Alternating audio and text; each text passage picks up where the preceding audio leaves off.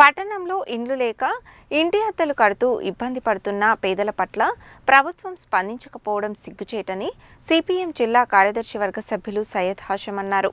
లబ్ధిదారులకు వెంటనే double bedroom ఇండ్ల ప్రొసీడింగ్స్ ఇవ్వాలని డిమాండ్ చేశారు.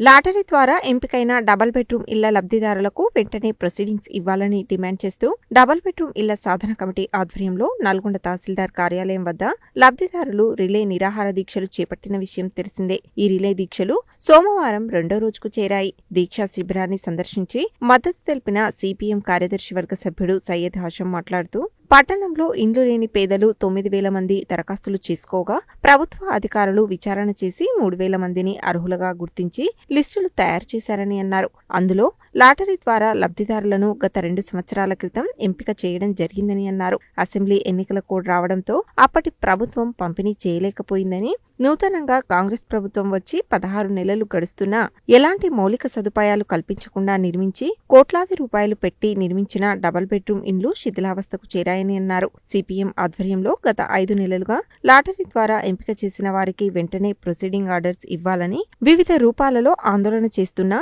ప్రభుత్వం అధికారులు నిర్లక్ష్యంగా వ్యవహరిస్తున్నారని అన్నారు.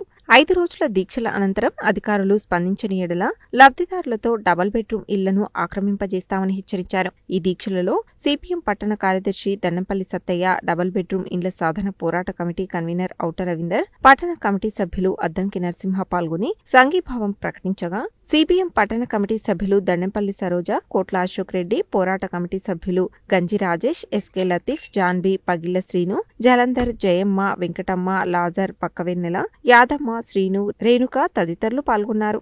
గతంలో ప్రభుత్వం వైపు నుంచి అర్హులు ఎవరు అనర్హులు ఎవరు అని చెప్పిన దాంట్లో 9,000 మంది దరఖాస్తు చేసుకోవటం జరిగింది. అందులో 500 పైచీలకు ఎన్నుకోవటం జరిగింది. ఎన్నుకొని వాళ్ళకి ప్రొసీడింగ్ అసలు ఆర్డర్ ఇవ్వాలని చెప్పినప్పుడు కలెక్టర్ గారి దృష్టికి తీసుకెళ్ళినప్పుడు, మంత్రి గారి దృష్టికి తీసుకెళ్ళినప్పుడు ఆడ మౌలిక వసతులు కావాలి, డబ్బులు అలాట్మెంట్ చేసిన తర్వాత మేము ఎవరైతే లబ్ధిదారులు ఎన్నిక జరిగిందో వాళ్ళకి ఇస్తామని చెప్పి ఆర్డీఓ, ఎంఆర్ఓ వీళ్ళందరూ కూడా కలెక్టర్ గారు కూడా చెప్పడం జరిగింది.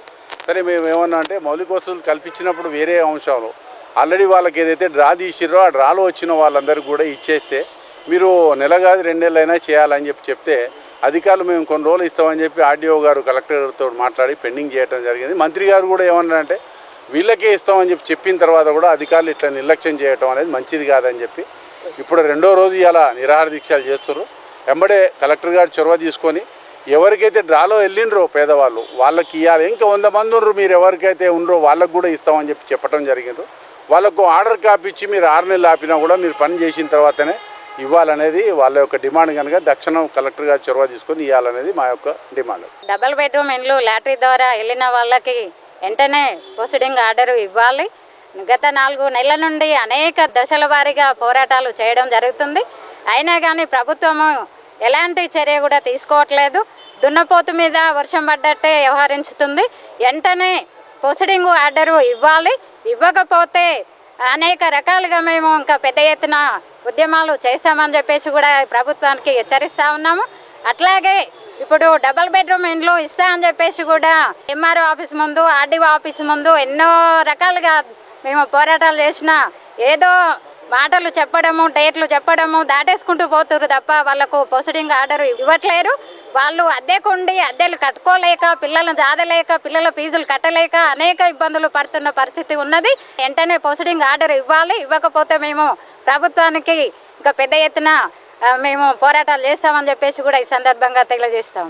గత 4 నెలల నుండి డబుల్ బెడ్రూమ్ లబ్ధిదారులు రెగ్యులర్గా ఏదో ఒక రూపంలో నిరసన కార్యక్రమం అనేది తెలియజేయడం జరుగుతూ ఉంది. కానీ ఈ యొక్క జిల్లా అధికారులు, మండల అధికారులు ఎవరు కూడా రెస్పాండ్ అవ్వట్లేరు. వెంటనే వారికి ఇవ్వాల్సినటువంటి ప్రొసీడింగ్ ఆర్డర్లు ఇవ్వాలని చెప్పి కోరుతా ఉన్నాం. ఈరోజు రెండవ రోజు నల్గొండ ఎంఆర్ఓ కాలేజీ దగ్గర నిరాహార దీక్ష చేపట్టడం అనేది జరుగుతూ ఉంది. ఇప్పటికైనా అధికారులు స్పందించి వాళ్ళకి ప్రొసీడింగ్ ఆర్డర్లు ఇవ్వకపోతే లబ్ధిదారులే స్వతహాగా ఆ యొక్క గృహాలని వాళ్ళే స్వాధీనపరచుకునేటువంటి అవకాశం కూడా ఉంటుంది. కాబట్టి అధికారులు స్పందించాల్సిన అవసరం ఉందని చెప్పి తెలియజేస్తాను. లేని ఎడల స్వాధీనపరచుకోవడానికి కూడా మేము సిద్ధంగా ఉన్నామని చెప్తా ఉన్నాం.